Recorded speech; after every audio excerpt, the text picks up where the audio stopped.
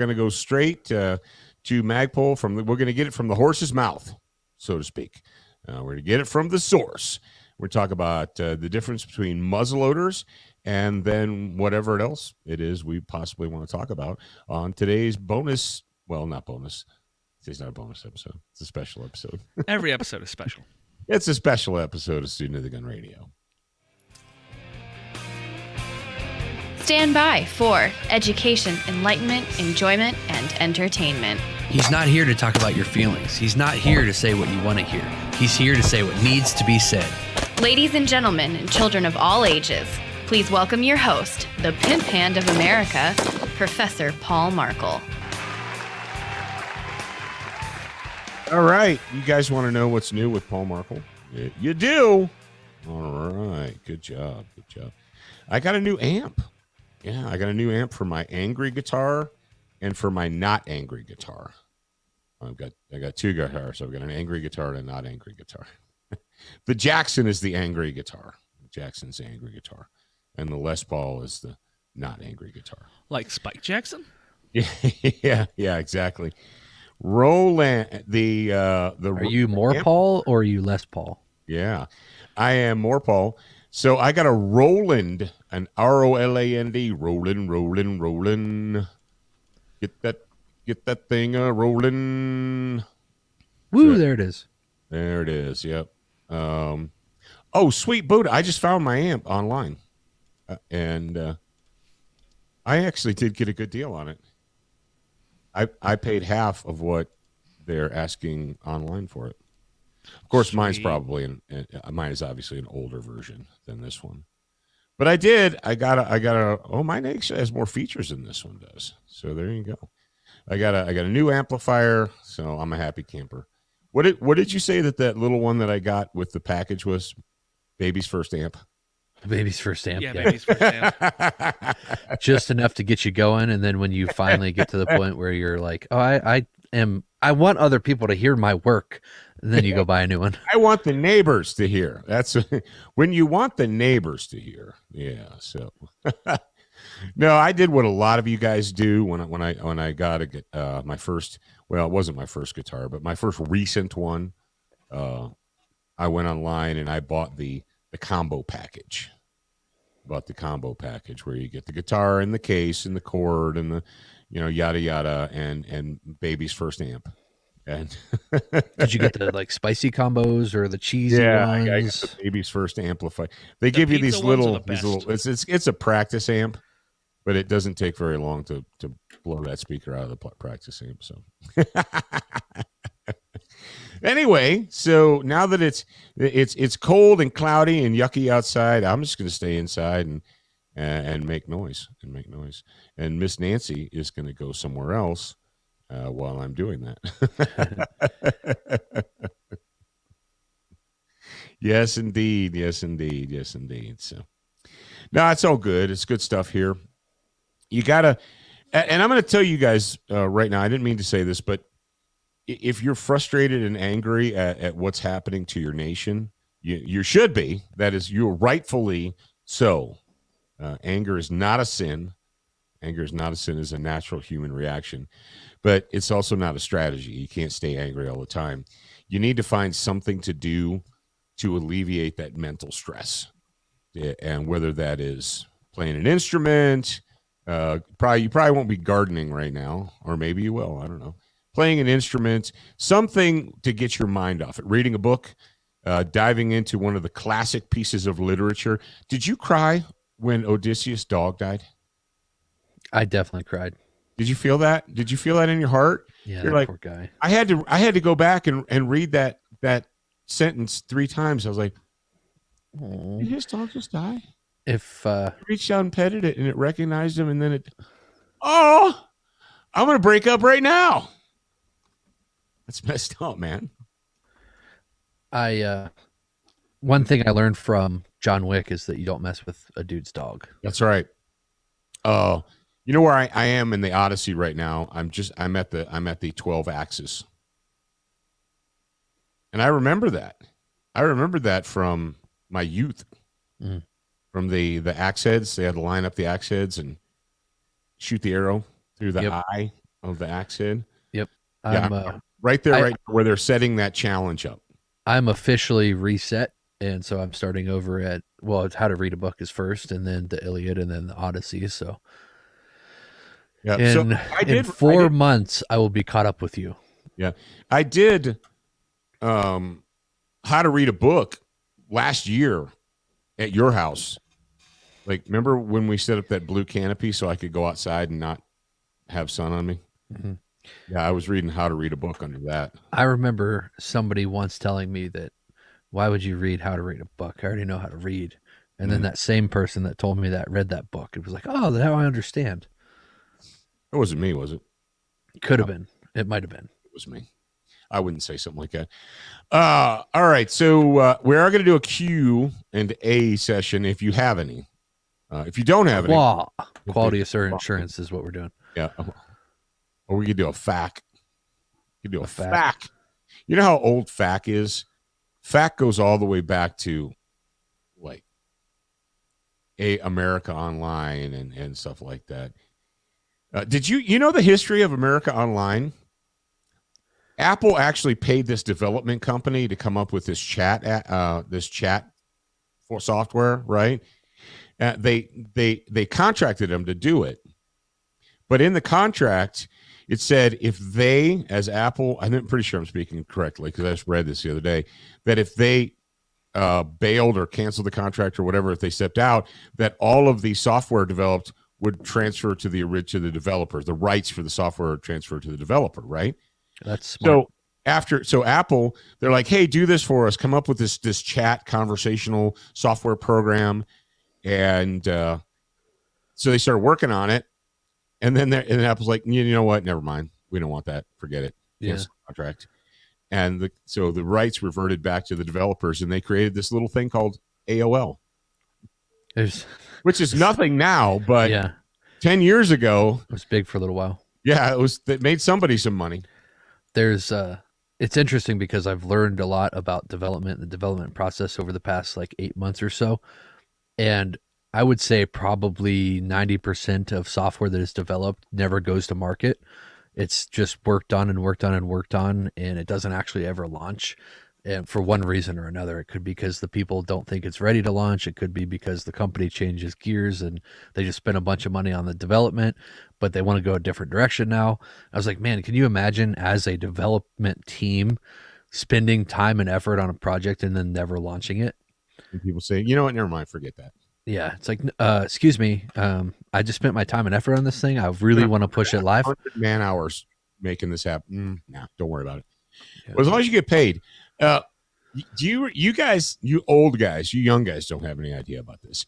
But when AOL came out, it was by the minute.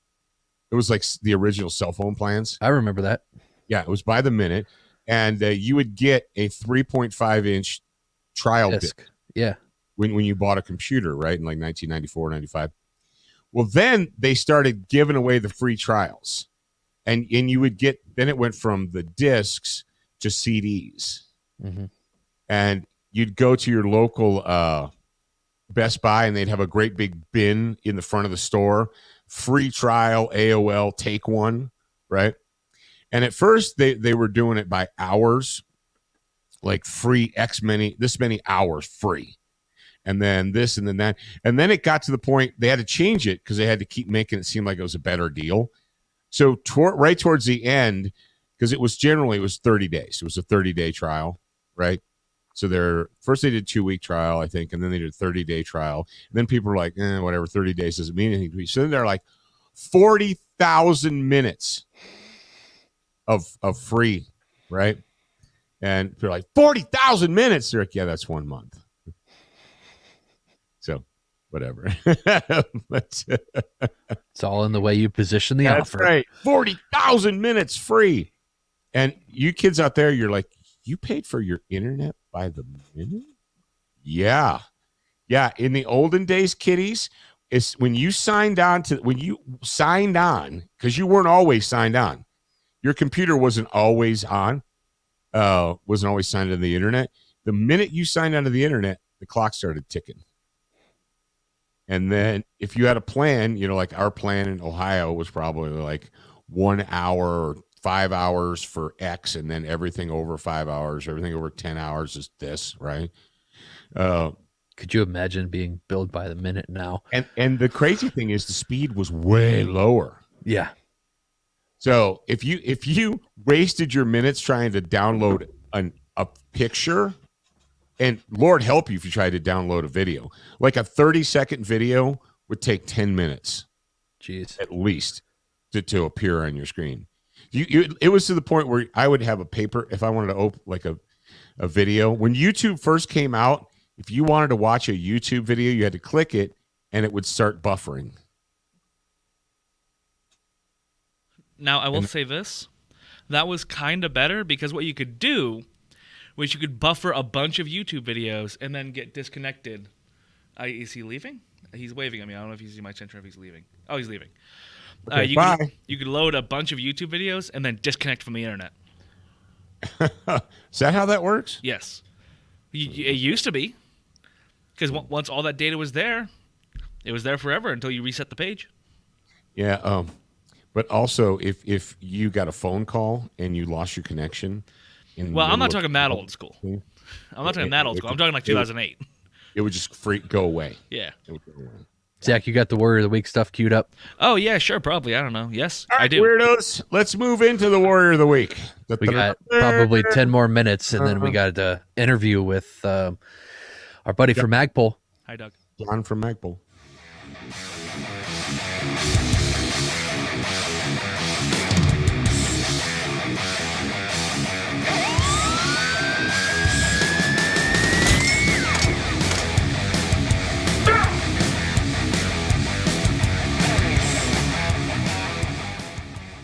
All right. As you guys know, every single Monday we do SWAT Fuel Warrior of the Week. If you want to be the Warrior of the Week, you can call 844-207-7684. Ask a clear and concise question. If you don't want to call and hear your voice on the radio, that's fine. You can get the message to us in some way or another. info@studentofthegun.com is a great way to send an email there. And if we do choose your question and you hear it here on the radio, email info@studentofthegun.com with your name, your mailing address, your phone number, and your email typed into the body. And this week's question is from Jason H., and I believe he lives in Maine. Is there any appreciable difference between the different kinds of muzzleloaders, flintlock, caplock, etc.? And I believe that this question actually stems from I don't know if Jason read the article already or if he is a prime candidate to read the article on studentofthegun.com/articles. Go there and read the muzzleloading article. It's got a bunch of information, and I'll drop the link in the notes for you. Yep, muzzleloader basics, everything you need to know, freaks and freakettes. So, I'm gonna. The confession that I'm going to make is a couple of weekends ago, I had some time on my hands, and I decided to go back to my gun safes, and I opened the one, and I was like, man, I got these friggin' muzzleloaders in here that I haven't really done anything with in a while. So I pulled them out and I cleaned them up and went out and shot them and told the boys about it. And the boys were like, well, why don't you tell people? Because maybe people don't know. And sadly, I think that as more time goes by, fewer and fewer people understand about muzzleloaders and so forth. So essentially, believe it or not, for about 300 to 400 years, this was probably maybe 500 years. This was the way we conducted warfare. You had the object, you had the wood and the steel, and it was a steel tube, and you poured the powder from the front to the back. And then you put the ball or the shot or whatever, or pick up some gravel off the ground, I don't know, shove that crap in there and pointed it at the enemy and fired it. How did that work? Essentially, you think of a muzzle-loading rifle as the barrel as the case. So the barrel is the brass case or the shell, and then obviously you have to have some type of projectile, and you have to have some type of powder. So you put the powder into the bottom of the barrel. So that's like putting powder into a case, and you put the projectile on top of it. But you need a primer, right? Now, this is where people get kind of wrapped around the axle. They're like, what's the difference between this, and this? Flintlock All right, a lock is the firing mechanism. The lock is a firing mechanism. Whether it's a wheel lock or a cap lock or a flint lock or whatever, that is the mechanism. That's what makes the moving parts that make it go. Essentially, today, if you were to describe a firearm, because a firearm is three basic component sets. You have the barrel, the stock or the grip, and the action. Right? Those are the three basic components of a firearm. Well, the lock is the action of the gun. A flint lock takes a piece of flint, like the stone, like the hard, sharp flint, and when you scrape flint against steel, it scrapes off fine pieces of steel. It's not the flint that catches fire. It's actually the iron oxide. It's the steel that makes the spark. Spark goes into the powder, black powder. Yes, and if you're going to get into flintlock shooting, you don't use Pyrodex or 777 or some, substitute. It has to be, no kidding, real black powder. Why does that because work that way? You need to be able to catch the sparks, and it's not that they can't, but it's extremely inefficient when it comes to capturing the sparks. You actually want the thing to go bang the first time you pull the trigger? Yeah. So you use real black powder for a flintlock. The flint strikes the frizzen, and the little sparks fall down into the powder pan. It flashes, and part of that flash goes into a little hole called the flash hole, and it hits the main charge, and boom, it goes off. Hopefully. If you've done everything correct. And that was the technology. The flintlock technology was the prime technology for muskets and rifles and pistols too for a couple of 100 years. Like literally a couple of 100 years. So you got a guy on the field. He's out in the field in 1777 fighting the British, or the British are fighting the Americans or whatever. He's got this Brown Bess muzzleloader or this Charlevoix muzzleloader. It's a flint. It's a musket. His great-grandfather used that same technology. You're like, well, big deal. No big deal. But think about today. You have a great-grandfather. I had a great-grandfather. Imagine using the same rifle that your great-grandfather used today and thinking that was the cutting edge. That was it. Imagine today if we were fighting wars with a falling block single shot rifle, or a 30-06 or an old Enfield, if that was the cutting edge technology. Or hell, 200 years, it's been less than 200 years since the Civil War. So imagine if the muskets, the caplock muskets that they used in 1864 were the same ones we were using today, and that was the technology. That's how long that stayed around. So when they came up with this cap thingy, they're like, what if? And I don't know who it was. It was like it's mercury fulminate or something. Basically. Your percussion cap, it has an impact-sensitive chemical inside of it. So when it gets whacked, it makes a spark. Move fast forward from flintlock to cap lock, which is like essentially a number 11 percussion cap. If you can find those, great. If you can't, you're probably hosed. To the modern inline. And what inline means, it means the flash hole is in direct line with the bore. And this is a great departure from old, because the flash hole on a flintlock and the flash hole on a cap lock is in the side.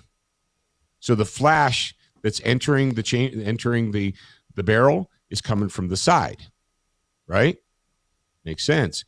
Well, with inlines, what you do is basically there's a hole at the very back of the barrel where and you put either a cap or on a nipple, or in modern parlance, they have essentially a 209 primer well.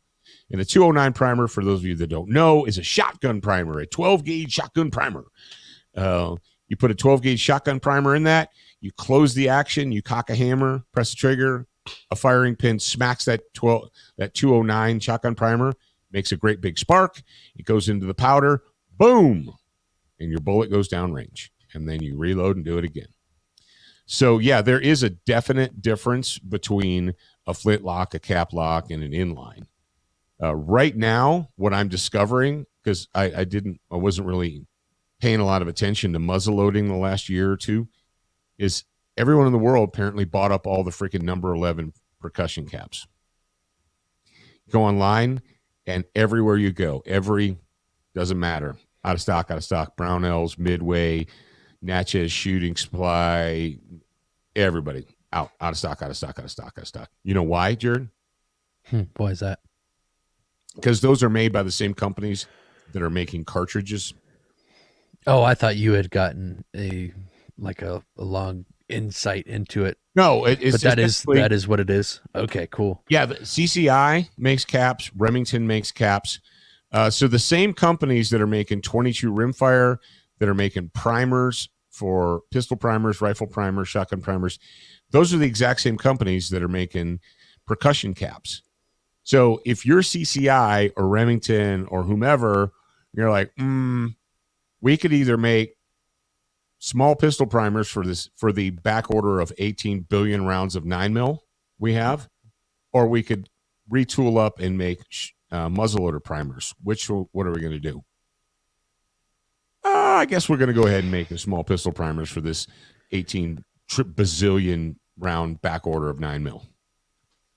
That's the same problem we had with primers and 22s. People were like, during the 22 crisis, nobody could find rimfire. They're like, yeah, because the same machines that they use to make rimfire they're using to make primers. The same machine, and these factories can only make so much. Right? You guys understand that, right? They don't have one dedicated factory that makes only 9mm ammo. Like, this whole factory makes 9mm and nothing else. No, they, in a normal world, they have a normal production schedule. They say, okay, we're going to make, and for those of you that can, and this is kind of a quick aside, but for those of you that can't find your strange calibers, like, I need 260 Remington and I can't find any. That's because in a sane world, most manufacturers would make that once a year or once every 6 months. And that was it. They had a production schedule. They're like, okay, in August, we're going to do a run of 206 or 260 Remington, ship it out, and we'll be good. Right? They're not making that crap every week. You're like, I can't find any. Fill in the blank. That's because they don't make that crap every day. They never have, and they can't.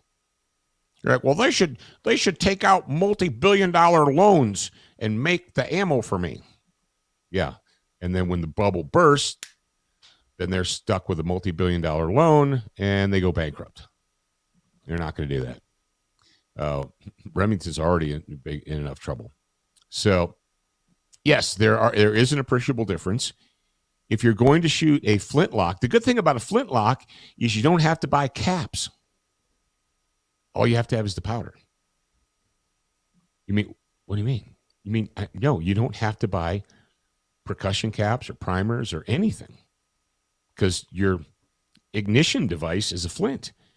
And I'm hoping you can still get flint. If you can't, it's like, you're like, Paul, you haven't been online lately. You can't get flint either. No, I've got spare flints for my rifle. Okay, I'll be all right. So, yeah, thanks for the question. And if you guys, I mean, obviously, this is a very detailed conversation that we can't just have on the radio. But if you're interested, or you think you might be interested, or whatever, in muzzleloading, go ahead and download or read the article. Muzzleloading Basics, everything you need to know. All right. And thank you for that question.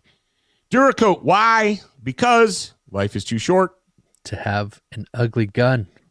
That's right. It's too short to have an ugly gun. You don't want to have one. I don't want to have one. Let's not have one. I promised that I was going to Duracoat those muzzleloaders, didn't I? You know what I'm going to Duracoat? What? I have to cut a hole in the side of my house for a bathroom vent fan in the downstairs. And I found a really nice vent cover for the outside of the house. And I'm going to I'm going to paint it slightly darker black or Duracoat it slightly There darker you black, go. There you go. and it's going to be great. And then the weather can go F itself because it won't be able to affect the way that it looks. That's right. That's right. CrossBreed Holsters, they want you to be dangerous on demand. How can you do that? Well, you can go to crossbreedholsters.com, use the promotional code SOTG18. Do it. Don't forget about it. Do it today, and you're going to get a good holster, belt, magazine pouches, chest rig, whatever you need. Tomorrow, we're going to talk about new gun carriers, not new gun owners, but new gun carriers during our student gun homeroom. Not tomorrow, Wednesday. You guys know what I mean. On Wednesday, we're going to do that. And also on Wednesday, we're going to have my buddy Roy Hill, who's the marketing guru. He's the new products. I'm not sure exactly what Roy's title is. He's just like the redheaded Sasquatch that tells you about products and stuff. So as opposed to Paul, who's the redheaded not Sasquatch, who tells you about new products and stuff. But our boy Roy is going to be on with us, and he's going to talk to us about the Knot Show and a bunch of other stuff. So make sure you're tuning in. And if you'd like to find out what's new, what's in stock, when it's in stock, if you want to know immediately, you say, man, they're all out of blank, but there's a little grayish black button that says notify me. If you click that, give them your email address. As soon as that's in stock, you will get an email that says, hey, bro, this thing that you wanted is in stock now. Do you want to buy it or not? Because if you don't, in 15 minutes, someone else is going to. That's the world in which we live. So take advantage of the technology, sign up for Brownells newsletter, and do that. All right, Zach's going to play the, if you're a new listener or an old listener or you just haven't been paying attention in a while, listen up. Attention, new listeners. We produced a complimentary online training course called 7 Training Tips That Could Save Your Life. Get instant access by joining the Student Lounge for free at studentofthegun.com. Do you watch Student of the Gun TV, read the blog, and follow us on Facebook? If you answered no to any of these questions, you are wrong, but you can easily fix yourself. Go to studentofthegun.com to find everything SOTG.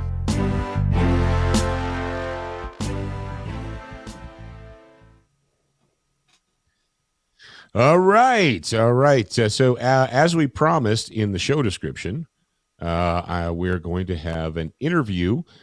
Gentleman, his name, I'm going to introduce him in the interview, but this is going to be an interview between myself and John from Magpul.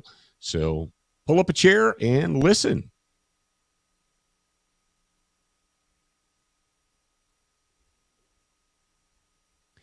All right, one more time, I'd like to thank John and Scott and Drake and everybody at Magpul for being our pals and taking care of us and basically coming on and talking to you guys about what's new and cool and interesting at Magpul.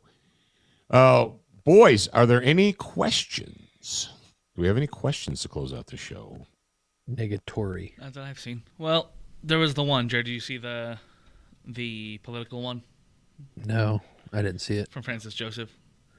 I'll read it if you don't want to answer. We got a 30-minute interview after this, so we're overtime already. What? We're overtime already. Okay, right. Then we have no questions. Okay, cool. All right, ladies and gentlemen, we will be back on Wednesday. What are we going to talk about on Wednesday? Let me see. Show notes. We're going to talk about advice and actually stumbling blocks. We're going to break down some of the stumbling blocks that new gun carriers will encounter. And hopefully we can help you and encourage you during our homeroom. And then during the Brownells Bullet Points, we're going to bring our boy Roy Hill. We're going to bring him on and talk about what's new and what's going on with our friends at Brownells. All right? Sound good to you? Sounds good to me. Remember, you're a beginner once. You're a student for life.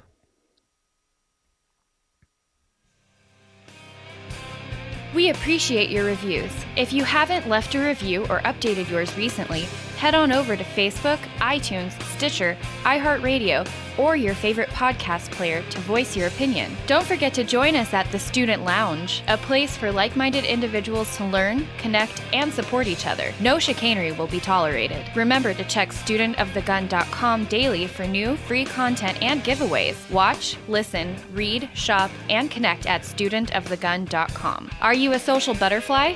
Connect with us on Instagram, Facebook, and Twitter for new content each and every day at Student of the Gun. Watch Student of the Gun TV and videos from our trusted partners on Roku, Apple TV, Amazon Fire TV, Chromecast, and even AirPlay. Go to studentofthegun.com for direct links, and remember, you're a beginner once, a student for life.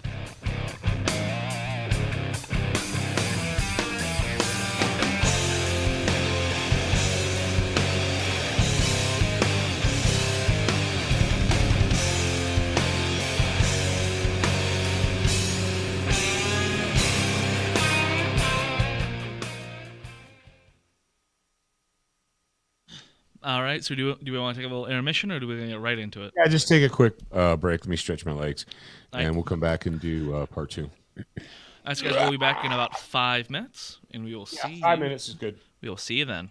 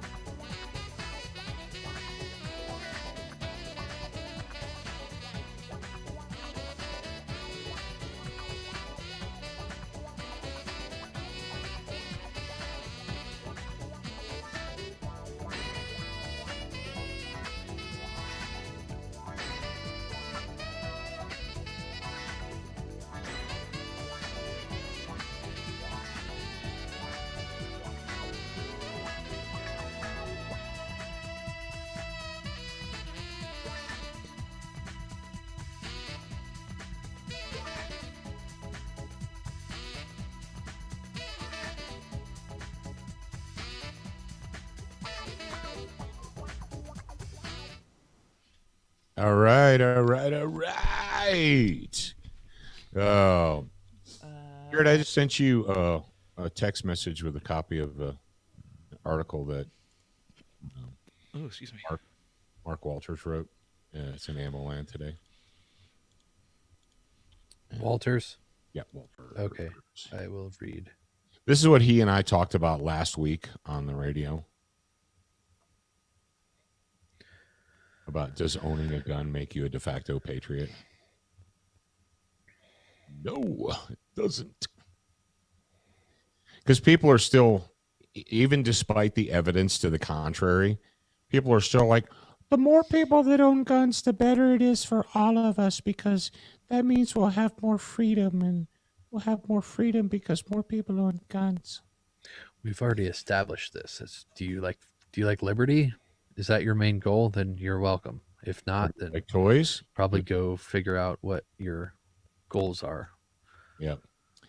So I was talking to Mark yesterday, and he said he was talking to someone who's involved in a gun rights organization, and their stance still was, well, we need to be more accepting of all these new liberal gun owners because that's better for the whole culture. If you voted for Biden and then you also bought a gun, fuck you. Yeah, it's crazy. It's just crazy. But anyway, I thought that was interesting that A, Mark wrote that, and that B, AmmoLand published it. So good for them. Oh, freaking Pipe Hitter's Guide has 112 reviews. Woo! Guys, keep leaving them. That's more than the PFT manual, which is 4.5 years older than that book. Got 112 reviews in 3 months. That's pretty good. Pretty good. All right, I am ready whenever you guys are ready. Essentially, we'll just do the talk, but the interview with Roy and then the homeroom are going to consume basically the whole show. Okay. 10-4?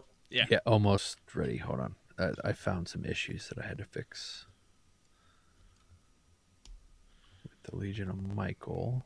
So I think, Nathan, if you're listening, I think you should be good now. Check. Log in and check, please. I got Ken Blanchard coming on with me today to record an interview for Legion of Michael podcast. Awesome. And I've already got the one with Troy done. Does he still have a faith-based podcast? Shut the fuck up. Yeah. Okay, he needs to be on Legion of Michael Network. You say you have him calling in, or do you have I'm gonna call the interview? him. Yeah, I'm going to do the interview at 4 today. Oh yeah, will you let him know that we're making the Legion of Michael Network and see if he wants to include his podcast? Hang on a second. Something's up.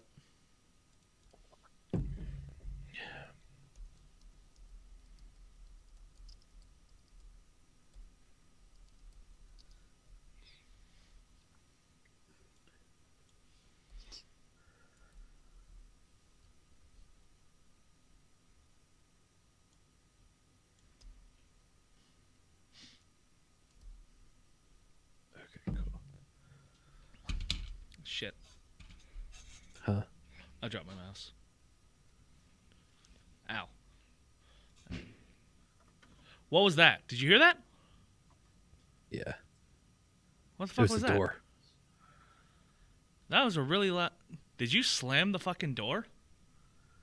What about the regular door? All right. So anyway. Okay.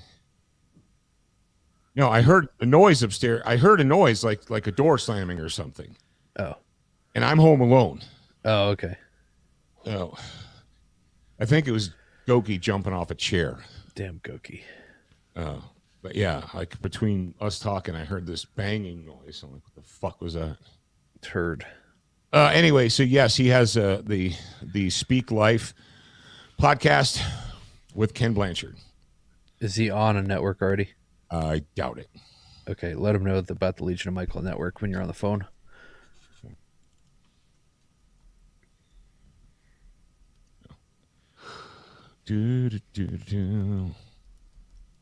All right, are we ready now? I'm ready. What if you guys are ready? Yeah. Zach, you still there? No. Okay. All right. Sorry, I'm doing stuff. Stuff and junk. Yeah. All right. If you're ready to start the episode officially, both of you, then Dad, you can go ahead and start us off in 3, 2. All right, ladies and gentlemen, it's time for a Wednesday public broadcast episode of Student of the Gun Radio. Yes, indeed. All right, what are we going to talk about today? We're going to give some advice to new gun carriers, people who may be a new gun owner, and now they're planning on carrying their gun. And there are many stumbling blocks that you will encounter as a new gun carrier. Not owner, but carrier. And we're also going to have Roy from Brownells to tell us what's what about, what's going on in the gun biz. We'll do that, and we'll have a Q&A session, all that on Student of the Gun Radio today.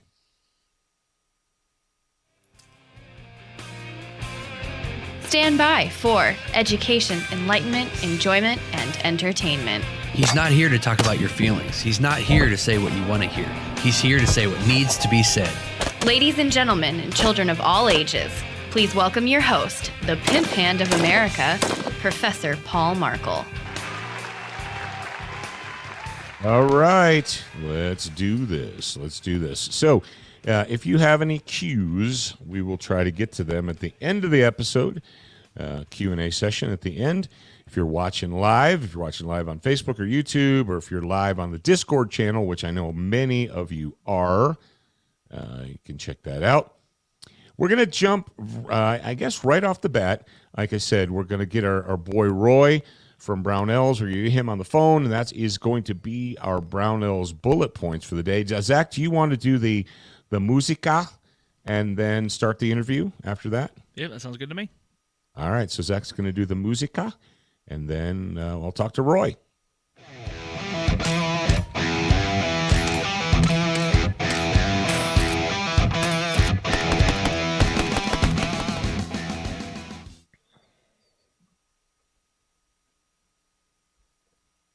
All right, one more time, thank you to Roy and the entire family at Brownells. I've been friends with the Brownells for, 20 years or so. Good people. They support the show. They believe in what we do. We believe in what they do. So it's a win-win situation, right? Support them by, at very least, signing up for the newsletter. And if you get the opportunity, remember, I'm going to remind you guys, they are right off of Interstate 80. It's north side of Interstate 80 in Grinnell, Iowa. They have a huge, massive parking lot. If you drive by there during business hours, just take an extra hour, get off, and they've got a super massive pro shop inside. And when you get there, tell them Student of the Gun sent you, and maybe they'll give you a sticker or a sucker or a free cup of coffee.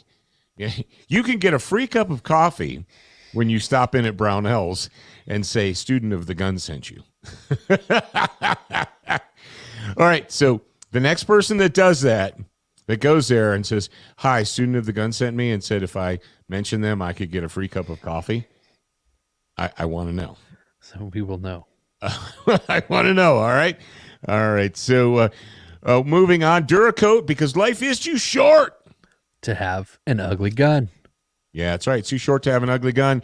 If you find yourself in Chippewa Falls, Wisconsin, stop in at the Duracoat Lauer Weaponry and tell Steve that if you mention Student of the Gun, that I said you get a free cup of coffee. Cup of coffee. I want people to do. All right, do that for me. Yeah, please. Because Steve will get me on. Like, are you telling people to come here and get a free cup of coffee? Wait, what? We never agreed to that. I mean, I told them they'd get a free bag, but they were nice enough to just say a cup. Stop into Black Rifle and tell them. Good Lord. No, That's Please. not going to work. Please don't do that.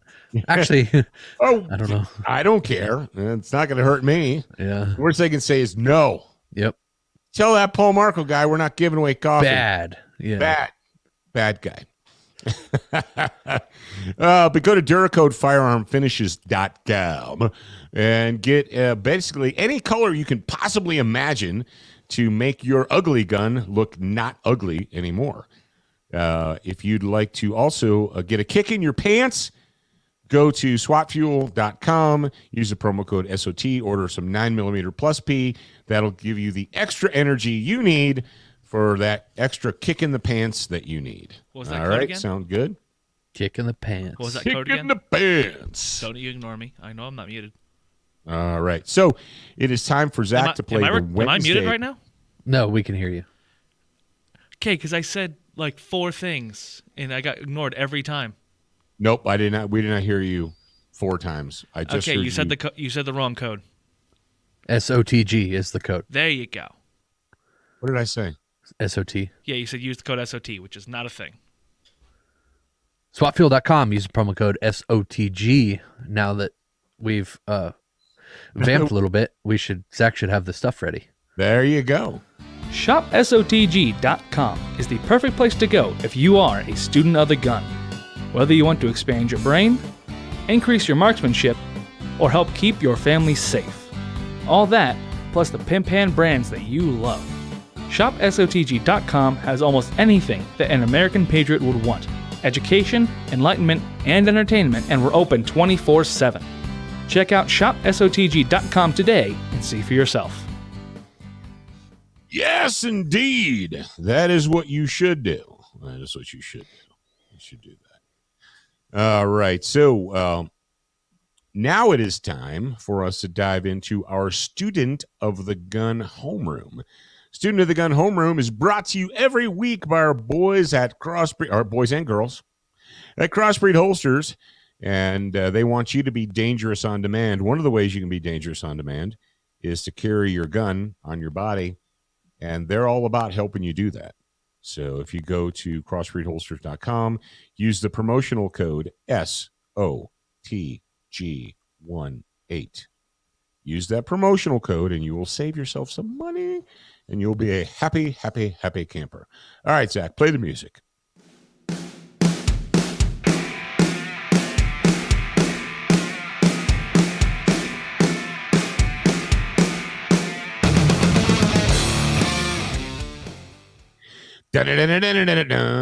Dangerous by Madison Rising.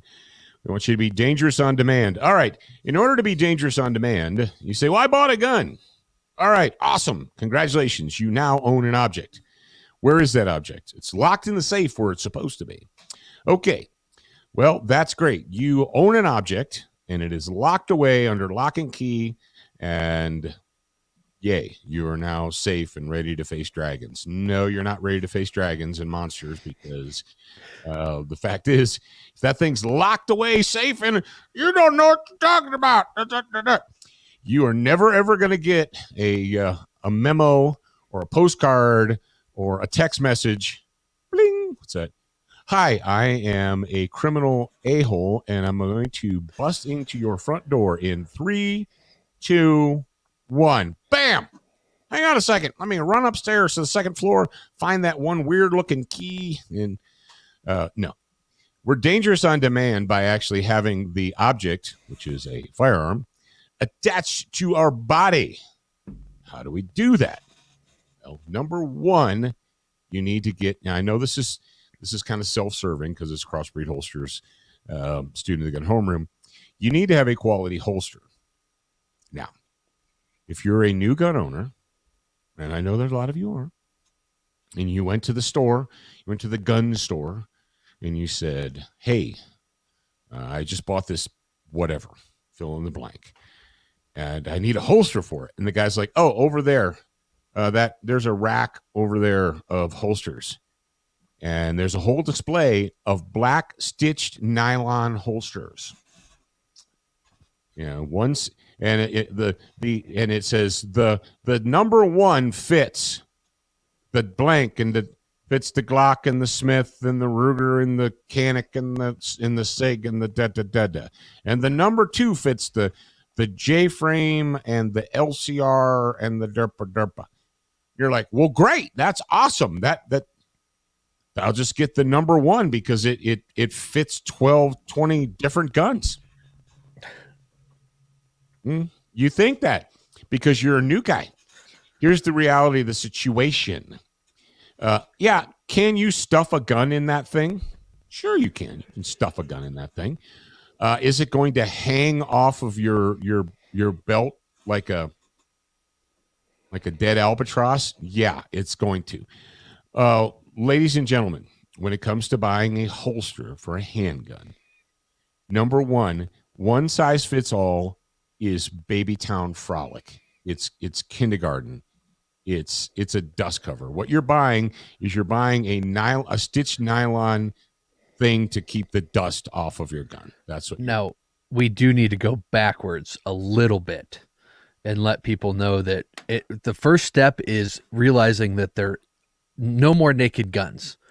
Don't put a naked gun in your pocket. Oh, yeah. Or carry it in your waistline without a holster. There's a lot of misinformation shared, and but don't put the guns in your pockets. If the holster or the device that you're using to carry the gun does not cover the trigger, then you should reevaluate your gear and look for a good holster. And now that we've got that out of the way, now that we know that there's no such thing as naked guns on your body. That's right. Yes. Then you move into the holsters. When you purchase a holster for that gun, it needs to be a holster that was built and designed and made for that gun.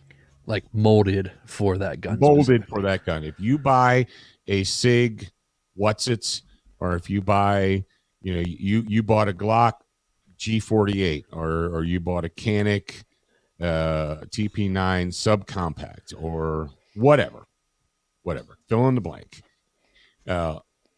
You need to get a holster that was built specifically for that gun, not a gun similar to it. And anybody who tries to sell you a one size fits everything holster or one size fits most holster, they're not doing you a favor. All right. Because you're going, if you're serious about this adventure, you're going to be attaching 1 to 2 pounds of metal and plastic and wood or whatever your gun's made out of, aluminum. You're going to be attaching that to your body and carrying it on your body for hours and hours and hours in a car, in a seat, in a chair, standing, sitting, squatting, kneeling, so forth. It needs to be a comfortable, concealable, strong holster so that the gun's not bouncing around and catching on things and so forth. Ladies and gentlemen, this is very important. Now, after you've decided, okay, I'm going to buy a good holster, I'm not going to fart around. Now, Jared, what about those people that bought a gun and they're saying, well, I bought this gun and nobody makes holsters for it? What does that mean? It means you bought a dog. You bought an ugly dog. You bought if you bought a gun and you search for holsters for that and you find out that no one makes any, it's probably because no one is carrying that gun on a daily basis. What? So now we understand that there's no such thing as naked guns on our body. We need a quality belt to hold the holster that we're going to have. Yep. The holster and other accessories. Like we say with Student of the Gun, you have a fundamental 4. It's lethal, sharp, bright, and medical. You should be carrying those on you all the time, especially the medical. Then you understand that we need a quality holster. And now you're looking at this, you're like, wow, this is going to be expensive to get all this stuff. And it is a little bit expensive, I guess. But if you look at why you're carrying this, and that's really what you have to sit down and say is like, why am I doing this? Am I doing this because I want to have an ND and shoot myself in the leg? Or am I doing this because I want to protect myself and my family? I want to have the tools that I need to do so. And so you've got the physical tools, the holster, the belt, etc., the gun, the ammo, the medical, the knife, the flashlight, and whatnot.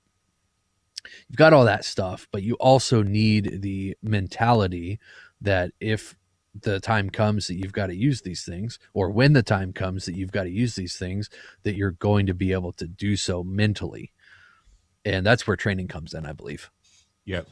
The other stumbling block, there are a couple other stumbling blocks that people encounter when they first decide that they're going to be a gun carrier. Now, if you live in free America where you don't have to get a plastic card with your picture on it that says that the king is allowing you to carry a gun, great. Awesome sauce. If you do live in an area that's not free or not as free as it should be, let's say, all right, so you go through all the rigmarole. You go through the 8-hour class where they basically torture and terrify you into not wanting to carry a gun. They spend 3 hours telling you how you're going to go to prison. All right, great. You're done with that, but that's not training. A lot of people will decide, like, okay, well, I've got this stuff. Now I'll carry my gun when I think that I might need it. We delude ourselves into thinking, well, I don't want to come across as one of those paranoid people that thinks that they should carry a gun all the time. I mean, because, you know, that's not right. So I'll just do it occasionally. Wrong. First of all, that's this thing called premeditation. If you only carry a gun when you're thinking you're going to need it, that's actually premeditation. What you need to do, that's like saying, well, I think my house might catch on fire tomorrow, so I'll get this fire extinguisher. I usually keep it locked in a trunk in the garage, but today I'm going to get the fire extinguisher out and I'm going to put it in the kitchen. But I won't. After about 24 hours, I'll take the fire extinguisher and I'll put it back in the garage and I'll lock it in a trunk so that nothing bad ever happens to it. Would you do that with a fire extinguisher? Well, no, Paul, that would be stupid because you never know when there's going to be a fire. It has to be available all the time so you can get to it when you need. Would that be the concept of that gun that's hanging right behind you? The fire extinguisher gun. Yes. There we go. Look at that. Your concealed carry handgun is the same exact reason that you have a fire extinguisher in your kitchen all the time. Not just sometimes. That's a large concealed carry handgun you have in your. Yeah. Well, I wear a trench coat. I wear a capote. Ladies and gentlemen, when you think about your concealed carry handgun, it is the felon extinguisher. It's a fire extinguisher for dealing with felons. Okay. If you wouldn't take your fire extinguisher and lock it in a trunk in the garage so that it's extra safe, because you're probably not going to use it, and you say, well, no, that'd be stupid, Paul. I mean, I keep a fire extinguisher in the kitchen by the stove all the time. It lives there. It stays there. It's always supposed to be there because I never know. Now, when's the last time you had a kitchen fire? For most of you, the answer is probably like, well, years ago or never. Then why do you have a fire extinguisher? You've never had a fire in your kitchen. Why do you have a fire extinguisher? Duh, that's what responsible people do, because if I do have a fire, I don't have time to fart around and go hunting for a fire extinguisher. It needs to be there right now. That's exactly the reason you're carrying a gun. That's exactly the reason we carry a gun. And there's one other thing that I'm going to talk to you guys about, and it is I don't chamber around in my semi-automatic handgun because it's safer that way. If you have ever said that to yourself, if you are currently doing that, you are not doing that based on fact and science and reality. You're doing that based upon an emotional decision to not chamber around because you do not have faith and confidence in your own abilities and in the abilities of your gun. Modern firearms, Glocks, SIGs, Canics, fill in the blank. Smith & Wesson, M&P, whatever. Those guns, everyone except for that one gun that if you drop it, it goes off and you have to wrap it in bubble wrap. But normal guns, that lunacy aside, you know, if you know, you know, if you don't, you know. They're meant to be carried with a round in the chamber. That is the reality of the world. And I don't care what some other knucklehead with a freaking red hat and a micro penis told you at the gun shop. The fact is, those guns are supposed to be carried with a round in the chamber, in a holster, ready to go. Okay. If you cannot make yourself do that, it is because you do not have faith and confidence in your own skills and abilities. And where do you get that? Training. You get that from being under the watchful eye of a competent instructor. Yes. Which leads to the question, well, how do I know what a good instructor is? And that comes with experience. Now, with Student of the Gun, we do have a list of quote-unquote approved instructors that we know personally, and we would definitely recommend people to. And I don't remember where that is, to be honest with you, but if you email info@studentofthegun.com, you're interested in that list of instructors, then I'll get it for you. Indeed. All right, so that's hanging back up. I'm sure. Oh, he's hanging it back up. I was confused for a second. Were you confused? I'm still confused. Are you gone still? No, I'm right here. This is right an here. audio show. Right You've through said the that many ceiling. times. Sure. So, all right. So, ladies, if you're a new gun carrier, the stumbling blocks that new gun carriers constantly run into, I've seen this for 30 years. Number one, they buy the cheapest. They buy a gun that they just spend $500 for, and then they go buy the cheapest stitched nylon piece of crap holster that they can find. What's wrong with that? Wrong answer. Number two, they buy a good holster, and they're like, well, I don't need to spend money on a belt because I've got a belt that my wife bought from Kmart, and it's the same thing. Is Kmart still a thing? I don't know. Maybe. My wife bought this belt from this brown dress belt from Sears, and it's the same thing. No. All that thing is to do is to cinch up your pants. It's not going to hold a 2-pound gun all day long every day. It's going to break. I don't ever carry with a round in the chamber because it's not safe. Yeah, it is safe. It's safe for the person who's going to kill you, because you're going to die with a look of surprise on your face when you need that gun. That's like saying, well, I don't ever charge the fire extinguisher. I mean, I've got a CO2 charging tank, and if I ever need to use the fire extinguisher, then I'll charge it, and then I can use it. Really? Is that what you're going to do? Ladies and gentlemen, and then the other one, the stumbling block, is that people who convince themselves not to carry their guns all the time because they don't want to seem paranoid. Who are you trying to impress? Who are you trying to impress with your fake logic, with your false logic? If you're trying to impress people who don't like guns, you've already screwed up because you bought one and you own it, okay? I don't know who you're trying. Yeah, what's that? Francis Joseph here on Discord, he said, just because you're paranoid doesn't mean they aren't after you. That's right. Just because you're paranoid doesn't mean they're not out to get you. That's funny. So if you're encountering any of those things, we've got advice for you. Number one, buy a good holster that's designed for your gun specifically. Buy a dedicated belt from the person you bought the holster from. Everybody who sells holsters sells belts. Unless they're selling that stitched nylon crap. If you don't feel confident carrying, dear Lord, Jared, did we get into the revolver thing with the one chamber empty? All right. No.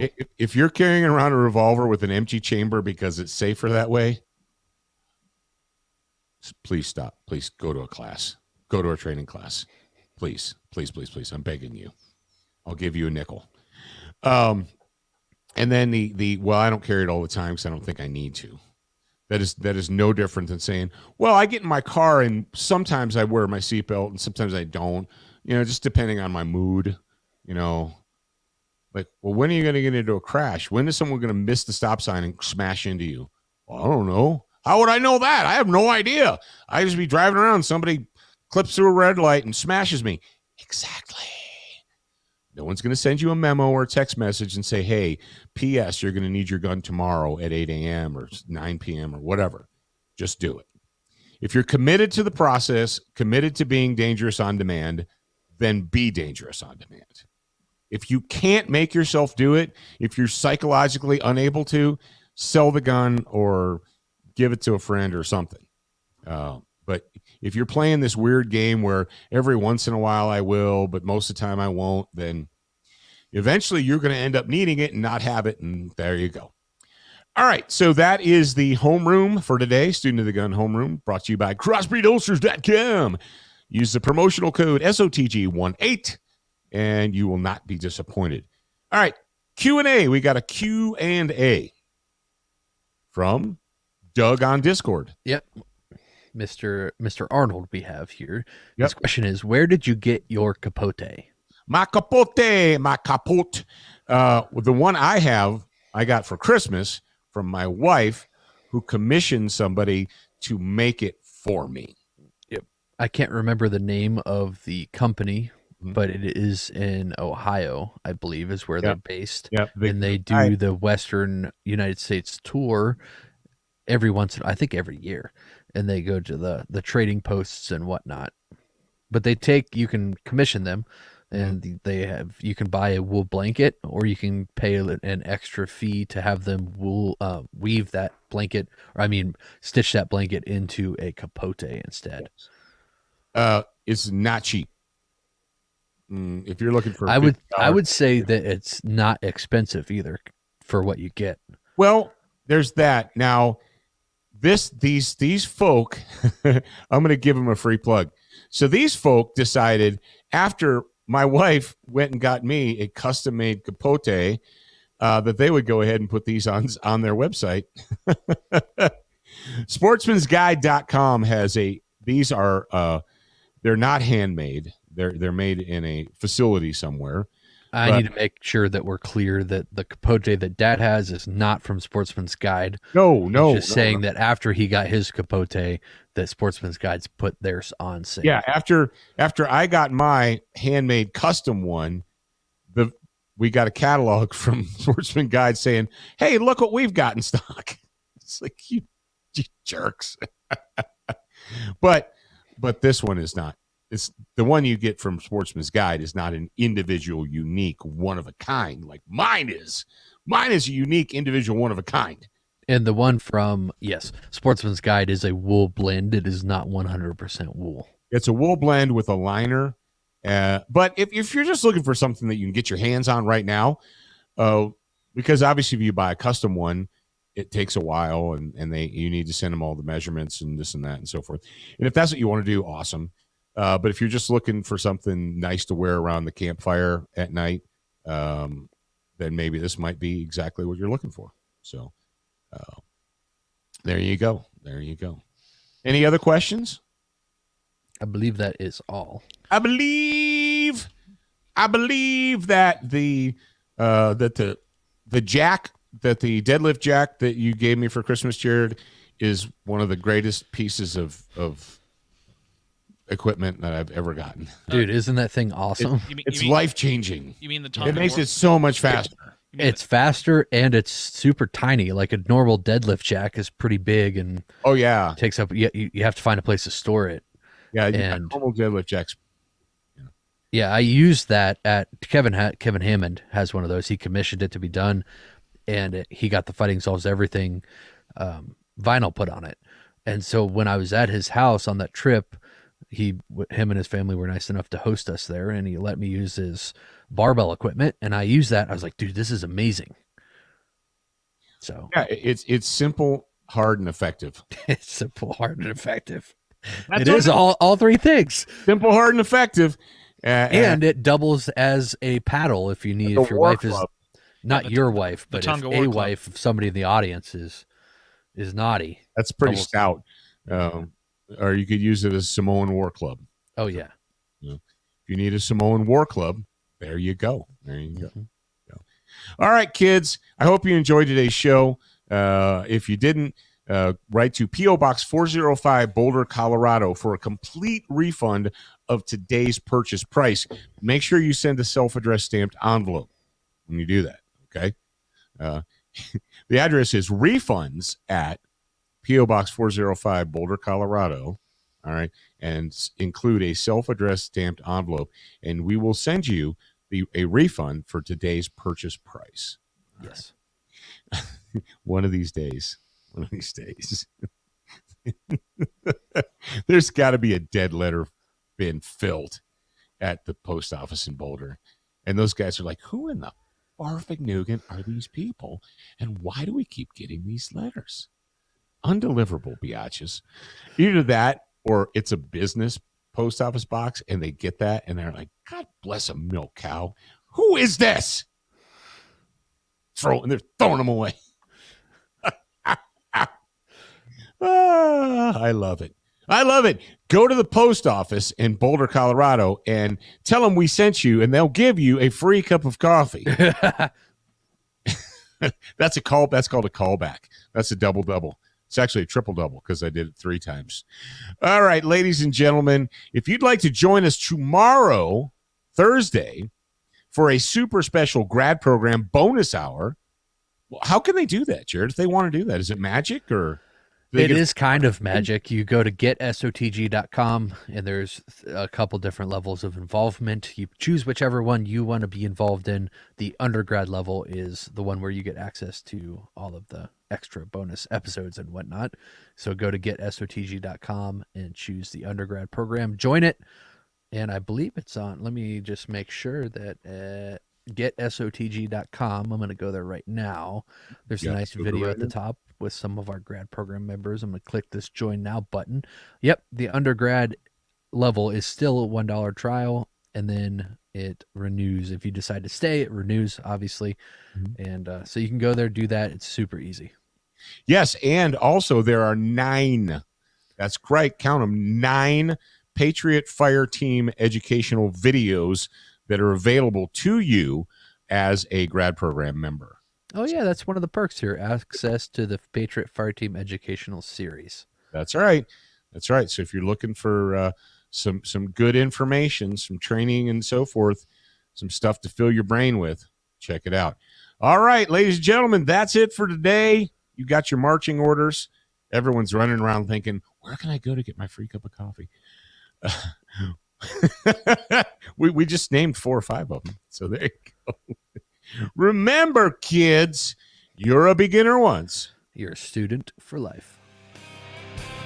We appreciate your reviews. If you haven't left a review or updated yours recently, head on over to Facebook, iTunes, Stitcher, iHeartRadio, or your favorite podcast player to voice your opinion. Don't forget to join us at the Student Lounge, a place for like-minded individuals to learn, connect, and support each other. No chicanery will be tolerated. Remember to check studentofthegun.com daily for new, free content and giveaways. Watch, listen, read, shop, and connect at studentofthegun.com. Are you a social butterfly? Connect with us on Instagram, Facebook, and Twitter for new content each and every day at Student of the Gun. Watch Student of the Gun TV and videos from our trusted partners on Roku, Apple TV, Amazon Fire TV, Chromecast, and even AirPlay. Go to studentofthegun.com for direct links, and remember, you're a beginner once, a student for life.